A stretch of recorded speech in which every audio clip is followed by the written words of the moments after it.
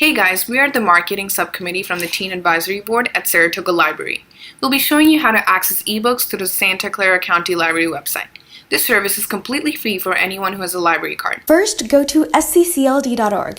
Here, go to Online Library 24/7 and click on eBooks and Audiobooks. Or you can simply search for Santa Clara County Library ebooks, and it will take you to the same page. There are many different ways by which you can access ebooks, but we'll be showing you how to use Overdrive, which doesn't require any app downloads.